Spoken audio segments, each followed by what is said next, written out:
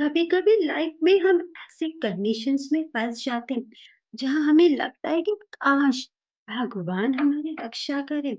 क्या आप जानते हैं कि भगवान श्री राम ने स्वयं वचन दिया है कि अगर कोई एक बार मेरी शरण लेकर पूर्ण समर्पित भाव से कहे कि हे राम, आज से मैं आपका हूँ, तो मैं उसे हर प्रकार के भय से मुक्त कर दूँ।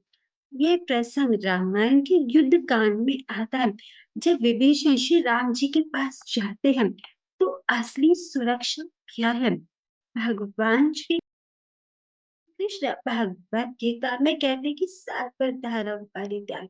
भगवान कृष्ण कहते हैं कि मुझे समर्पित हो जाओ, मैं तुम्हें सभी पापों से मुक्त कर दूंगा। डरो मत, सिर्फ पाप ही नहीं, जो पाप करने की प्रबल इच्छा है, भगवान उससे भी मुक्त कर देते हैं। यही असली सुरक्षा है। लेकिन अगर पाप करने की वृत्ति से छुटकारा मिल जाए, तो पुनः जन्म मरण के चक्र से भी छुटकारा मिल जाएगा और भगवान के नित्य धाम में वास मिल जाएगा, जहाँ कोई भी पाप नहीं, केवल प्रेम और आनंद ही आनंद है।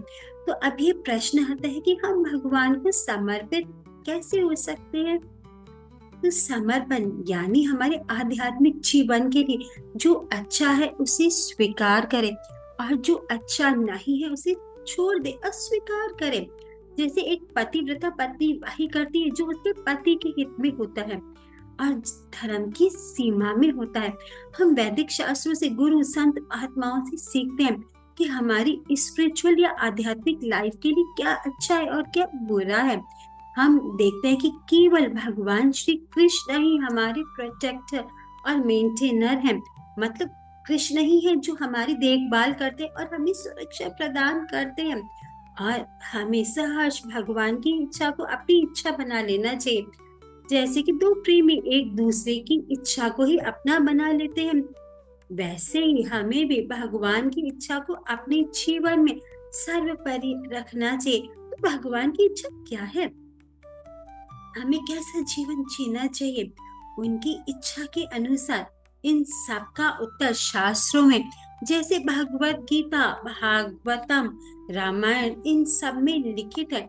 चाहे हम कितने ही बड़े क्वालिफाइड क्यों ना हो, हमें हमेशा विनम्र रहकर भगवान को श्रेय देना चाहिए। ऐसे समर्पण का भाव या मूड हमारे अंदर पाप करने की प्रवृत्ति को पूरी तरीके से नष्ट कर देता है। और समर्पण का सबसे पहला क्षण या सबसे पहला स्टेप है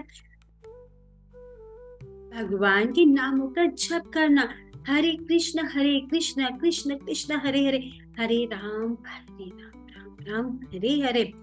तो इस मंत्र जाप से पूर्ण समर्पण और श्रद्धा से भगवान के नाम का जप या संकीर्तन करने से भगवान के नाम पर जो देखिए चीटिंग करने की जो टेंडेंसी है वह भी खत्म हो जाती है। और भगवान अपने दिव्य नाम के माध्यम से अनुमति देते हैं कि हमारे हृदय में हरि नाम की शक्ति और सुंदरता खेले और उसका दिन प्रतिदिन विकास हो। तो देखिए, आप वह महसूस करेगा हरि नाम की शक्ति जिसके हृदय में जागेगी निस्वार्थ भक्ति। कर लो एक बार ही सही भगवान को समर्पण, नाम जप से साफ हो जाएगा तुम्हारे मन का दर्पण। हरे कृष्ण।